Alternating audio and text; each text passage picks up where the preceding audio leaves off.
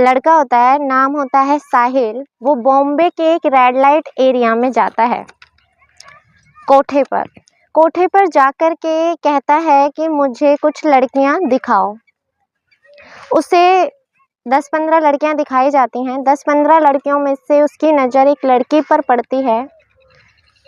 वो उस लड़की को देखता है तो उसे ऐसा लगता है कि वो लड़की उसे कुछ जानी पहचानी लग रही है, लेकिन वो उसे पहचान नहीं पाता। उसे लगता है कि इसे उसने कहीं तो देखा है।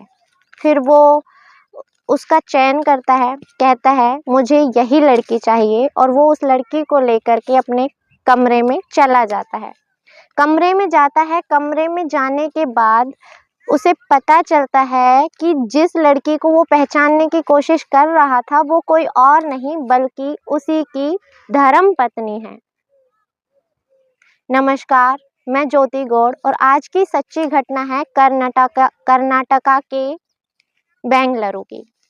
वहाँ पर एक व्यक्ति था जिसका नाम था साहिल। उसकी कुछ समय पहले ही शादी होती है तान्या नाम की लड़की के साथ। जो साहिल होता है वो एक मल्टीनेशनल कंपनी में जॉब किया करता था और उसकी शादी को तकरीबन 2-3 महीने होते हैं। 2-3 महीने के बाद उसको बॉम्बे से एक ऑफ़र आता है कि तुम्हारी कंपनी तुम्हें बॉम्बे भेज रही है।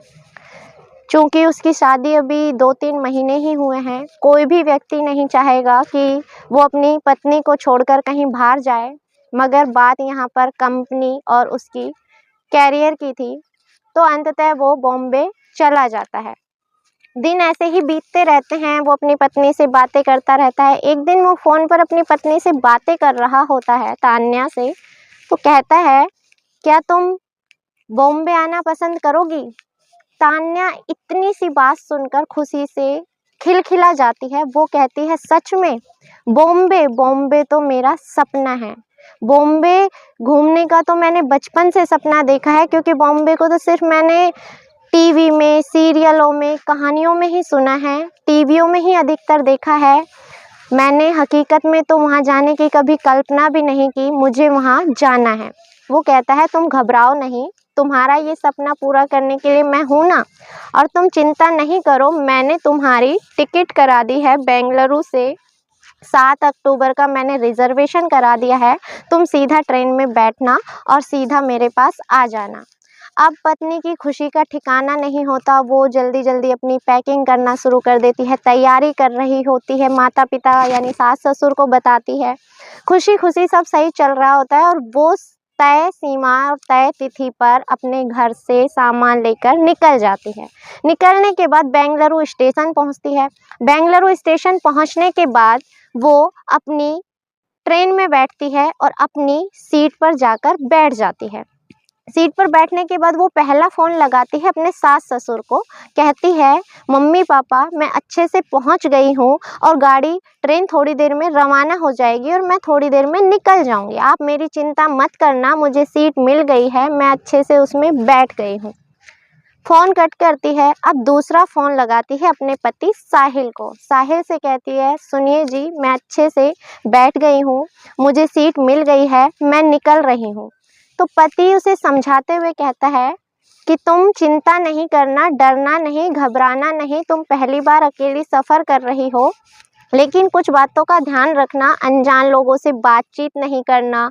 कोई तुम्हें कुछ खाने पीने को दे तो तुम उनसे लेना नहीं। लेकिन वो उसे छोटी छोटी बातें समझा देता है और समझाने के बाद फ़ोन कट कर देता है। अब सफ़र शुरू होता है, ट्रेन चलने लगती है। वो खिड़की से बाहर के नज़ारे देख रही होती है। उसे जो जो अच्छी चीज़ें दिखाई देती है वो बार बार अपने पति को फ़ोन लगाती है। फ़ोन लगा करके वो उन्हें सब कुछ बता रही होती है। ऐसे ही सफ़र कटने लगता है। उसी की ट्रेन में 2 व्यक्ति और सफ़र कर रहे होते हैं, जो आमने सामने बैठकर एक दूसरे से बातचीत कर रहे होते हैं कि आप कहाँ जाएंगे, कहाँ आपका सफ़र है, कहाँ जाना है, किससे मिलना है। ऐसे ही बातों का सिलसिला जारी रहता है। लेकिन जो तान्या थी वो किसी से बात नहीं कर रही थी। बात कर रही थी तो सिर्फ अपने सास ससुर से और अपने पति साहिल से। ऐसे ही सफ़र कटता चला जाता है। कुछ समय बाद वो व्यक्ति जब वो खिड़की से झांक रही होती है तो कहते हैं कि लगता है मैडम आप पहली बार ट्रेन में सफ़र कर रही हैं। वो कहती है नहीं, ट्रेन में तो पहली बार सफ़र नहीं कर रही, लेकिन पहली बार अकेले सफ़र कर रही हूँ। वो कहते हैं अच्छा, तो आप कहाँ जा रही हैं? वो कहती है मैं बॉम्बे अपने पति से मिलने जा रही हूँ। तो कहते हैं आप घबराना नहीं, हम भी बॉम्बे जा रहे हैं, हमारा सफ़र और आपका सफ़र बिल्कुल एक ही जगह पर है, आपको किसी भी चीज़ की ज़रूरत हो तो आप हमें बता दीजिएगा। अब ऐसे ही सफ़र जारी रहता है। कहते हैं एक लंबा सफ़र होता है, थोड़ी बहुत जान-पहचान हो जाती है। बेंगलुरु से बॉम्बे का सफ़र तकरीबन 1000 किलोमीटर था। अभी सब सही चल रहा होता है, थोड़ी दूर ऐसे चलते-चलते 600-700 किलोमीटर का सफ़र बीत गया होगा। अब जब वो कुछ खाने-पीने का अपने साथ लाती है, तो वो खा रही होती है, तो वो लोग देखते हैं, तो वो भी एक औपचारिकता के तौर पर उनसे कहती है कि आप भी खा लीजिए, तो वो भी उसके साथ में कुछ खा पी लेते हैं। अब थोड़ा-सा सफ़र और निकलता है और अब 800 साढ़े 800 किलोमीटर का सफ़र बीत गया होगा। वो साहिल को फ़ोन करती है कि सुनिए जी, अब बस 150 किलोमीटर की दूरी बाकी है, बस 150 किलोमीटर और फिर मैं आपके पास पहुँच जाऊँगी। साहिल कहता है कोई नहीं, तुम घबराओ नहीं, मैं समय से तुम्हें लेने के लिए पहुँच जाऊँगा। अब कुछ समय बाद वो जो 2 व्यक्ति होते हैं, वो चाय लेकर के आते हैं और 1 कप चाय तान्या को दे दी जाती है। अब कहते हैं चूँकि इतना लंबा सफ़र हो गया था, थोड़ी बहुत जान-पहचान हो गई थी, थोड़ी बहुत दोस्ती हो ही गई थी, विश्वास इतना तो जीत ही लेते हैं, तो वो तान्या भी उनसे चाय लेती है और चाय पी लेती है। चाय पीते ही उसका सर घूमता है, चक्कर आते हैं और वो बेहोश हो जाती है। अब जब उसे होश आता है तो वो किसी ट्रेन में नहीं थी, अपनी सीट पर नहीं थी, बल्कि एक कार में थी। कार में वही 2 व्यक्ति उसके साथ थे और साथ में एक और व्यक्ति जो गाड़ी ड्राइव कर रहा था। अब वो समझ चुकी होती है कि उसके साथ कोई न कोई दुर्घटना घटित हो चुकी है। अब वो घबरा जाती है, चीखती है, चिल्लाती है, कहती है तुम मुझे कहाँ ले जा रहे हो? तो वो उसके साथ मारपीट करते हैं, उसका मुँह बाँधते हैं, हाथ-पैर बाँधते हैं और कहते हैं चुप हो जाओ। वो उसे बॉम्बे के एक रेड लाइट एरिया के कोठे पर ले जाते हैं और वहाँ जाकर के वहाँ की जो मालकिन होती है सुनीता पुजारी करके, उससे उसका मोल-भाव करने लगते हैं। मोल-भाव करते हैं, मोल-भाव 45,000 में फिक्स होता है। उस लड़की की कीमत लगाई जाती है 45,000 रुपए। 45,000 में वो उसे बेचते हैं और वो अपना पैसा लेकर के चले जाते हैं। अब वहाँ पर साहिल परेशान हो रहा होता है कि अब तक तो उसे आ जाना चाहिए था, अब तक नहीं आई है, इतनी देर से समय से मुझे फ़ोन कर रही थी, अब फ़ोन भी नहीं आ रहा है, कहीं फ़ोन की बैटरी लो तो नहीं हो गई है, आखिर माजरा क्या है? घरवालों को फ़ोन करता है कि आपको पता है, कहीं पर भी उसकी कोई खबर नहीं मिलती। अब वो परेशान हो जाता है, परेशान होकर जीआरपी को भी खबर करता है, वहाँ से पूछताछ जारी करता है और वहीं पर जो तान्या होती है, वो जिस कोठे पर पहुँच चुकी होती है, वहाँ पर जब उसे होश आता है, तो देखती है वहाँ की जो बहुत सारी लड़कियाँ हैं, उन्होंने अजीब-सी वेशभूषाएँ पहन रखी है, कुछ ऐसे कपड़े जिनको देखकर पुरुष उत्तेजित हो जाएँ और उनका पहनावा भी एक आम लड़कियों की जैसा नहीं था।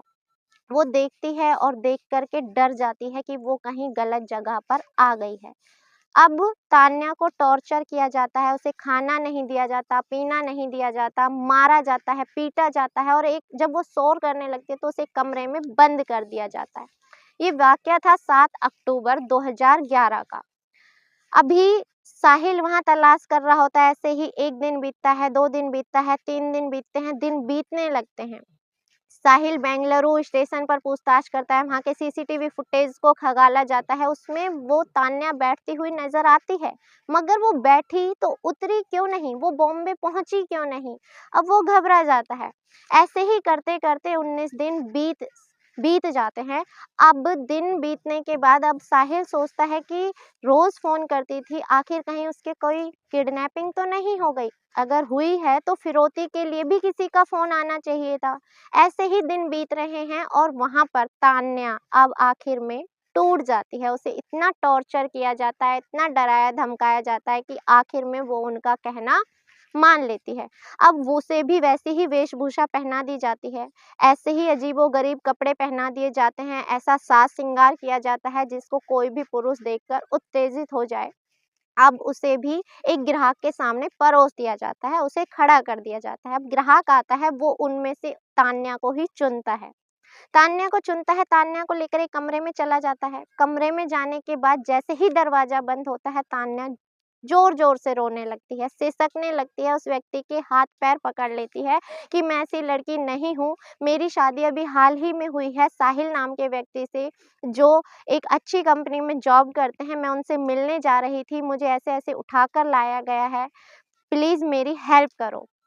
मैं ये नहीं कहूँगी कि कोठे पे जाने वाला व्यक्ति शरीफ था, लेकिन मैं ये ज़रूर कहना चाहूँगी कि उस व्यक्ति के अंदर इंसानियत थी। इंसानियत के ज़रिए उसने पूछा, बताओ मैं तुम्हारी क्या मदद कर सकता हूँ? वो कहती है तुम ज़्यादा कुछ नहीं करो, बस मेरे पति से फ़ोन पर बात करा दो। वो अपना मोबाइल फ़ोन निकालता है और उसकी ओर बढ़ा देता है कि लो तुम अपने पति से बात कर लो। वो अपने पति को फ़ोन करती है। अचानक इतने दिनों बाद एक अननोन नंबर से साहिल के फ़ोन पर फ़ोन आ रहा होता है। दिल की धड़कनें बढ़ती हैं, लेकिन एक उम्मीद जागती है। साहिल तुरंत से फ़ोन उठाता है। फ़ोन उठाने के बाद सामने से रोती-बिलखती तान्या की आवाज़ आती है कि मैं यहाँ पर ऐसे-ऐसे फँस गई हूँ, मैं बहुत ज़्यादा परेशान हूँ, रोने लगती है। वो कहता है चुप हो जाओ, पहले मुझे ये बताओ तुम कहाँ हो इस वक़्त, कौन-सी जगह है? वो कहती है मुझे कुछ नहीं पता, मुझे ऐसे-ऐसे उठा कर के कुछ लोग ले आए हैं, मैं नहीं जानती मैं कहाँ हूँ, किस जगह हूँ।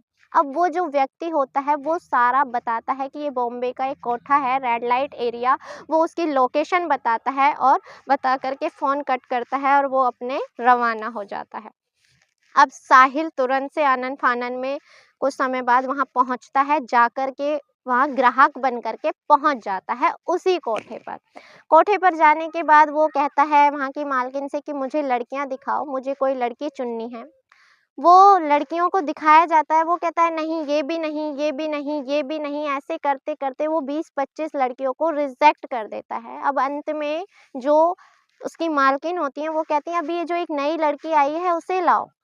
उसे ला कर के खड़ा किया जाता है। अब उसकी पत्नी उसके सामने थी। जो पत्नी थी उसको उसने उस वेशभूषा में कभी देखा ही नहीं था। उसने अजीबो-गरीब कपड़े पहने हुए थे, अजीबो-गरीब मेकअप किया हुआ था। लेकिन उसे देखकर, वो अपने पति को देखकर शर्म से आँखें नीचे कर लेती है। वो कहता है मुझे ये लड़की चाहिए। वो उसे लेकर के कमरे में चला जाता है। कमरे में जाने के बाद कमरे का दरवाज़ा बंद किया जाता है। अब तान्या फूट-फूट कर रोने लगती है और सारी घटना अपने पति को बताती है। लेकिन पति कहता है तुम घबराओ नहीं, मैं उन पतियों में से नहीं हूँ जो तुम्हें इतनी मामूली सी बात के लिए छोड़ दूँगा, लेकिन तुम थोड़ा-सा हौसला रखो, चिल्लाओ नहीं, चीखो नहीं, अगर हमने कोई जल्दबाज़ी की तो हमारे साथ कोई ना कोई हादसा ज़रूर घटित हो जाएगा। हम कुछ हल निकालते हैं, कुछ ना कुछ सोचते हैं कि इस परेशानी से कैसे निकला जाए, क्योंकि हम यहाँ से आसानी से भाग भी नहीं सकते। अचानक साहिल के दिमाग में एक उपाय आता है। वो तुरंत से पुलिस को फ़ोन करता है, बॉम्बे पुलिस को फ़ोन किया जाता है, जगह बताई जाती है, लोकेशन बताई जाती है और सारी घटना बताई जाती है। तुरंत बॉम्बे पुलिस तुरंत से एक्शन लेती है। यहाँ तारीफ़ की जाएगी बॉम्बे पुलिस की कि उसने थोड़ी-सी भी देरी नहीं की। ये सन 2011 का मामला है, उसमें बॉम्बे पुलिस की तत्परता की तारीफ़ की जाएगी कि तुरंत से वो एक बड़ी-सी टीम गठित करती है और चारों तरफ से उस रेड लाइट एरिया को घेर लिया जाता है और छापा मारा जाता है। सारे कमरों की तलाशी ली जाती है और एक कमरे से साहिल और तान्या को बरामद कर लिया जाता है। उसके साथ ही वहाँ पर और भी कुछ लड़कियाँ होती हैं जिन्हें बरामद कर लिया जाता है। उनके साथ ही साथ जो रेड लाइट एरिया था उसकी जो मालकिन थी सुनीता पुजारी करके और रमीदा शेख करके, उन्हें भी गिरफ्तार कर लिया जाता है। अब बात आती है दलालों की। जो ये दलाल होते हैं वो एक रेलवे स्टेशन पर, बस स्टॉप पर या आस-पास कहीं पर भी गिद्ध वाली नज़र गड़ाए बैठे रहते हैं कि कोई भी लड़की, कोई भी औरत उन्हें अकेली मिल जाए जो उनके झांसे में फँस जाए। वो उन्हें कुछ ना कुछ खिला-पिला कर यहाँ पर लाते हैं और कुछ ही दामों में उन लड़कियों की बोली लगाकर बेचकर चले जाते हैं। उनके लिए कुछ महज़ रुपयों के लिए वो एक लड़की की ज़िंदगी तबाह कर देते हैं। अब पुलिस पूछताछ के ज़रिए उनको भी कुछ समय बाद छापा मारा जाता है और उन्हें भी अरेस्ट कर लिया जाता है। तो इस घटनाक्रम को सुनाने का उद्देश्य मेरा आपको दुखी करना, परेशान करना या आपकी भावनाओं को ठेस पहुँचाना नहीं, बल्कि आपको जागरूक करना है, सचेत करना है कि हर लड़की तान्या जैसी खुशनसीब नहीं होती और हर लड़की के पास साहिल जैसा पति भी नहीं होता, क्योंकि बहुत से पति तो ये कहकर भी कह देते कि मुझे तुम्हारी जैसी लड़की की ज़रूरत ही नहीं है, जो ऐसी गंदी जगह पर आ गई, उस लड़की के साथ मैं रिश्ता रखना ही नहीं चाहता। लेकिन साहिल को इस बात के लिए सराहना की जाएगी कि उसने अपनी पत्नी का साथ दिया, हालातों को समझा। लेकिन मैं सिर्फ़ इतना कहना चाहूँगी कि आप कहीं सफ़र करते हैं तो थोड़ा सावधानीपूर्वक करें, किसी अजनबी से ज़्यादा दोस्ती ना बढ़ाएँ, किसी पर आँख मूंद कर यकीन ना करें, किसी से खाने-पीने की चीज़ें ना लें। इसी के साथ मैं इजाज़त चाहूँगी, मिलते हैं अगली किसी सच्ची घटना के साथ, तब तक के लिए जय हिंद, जय भारत।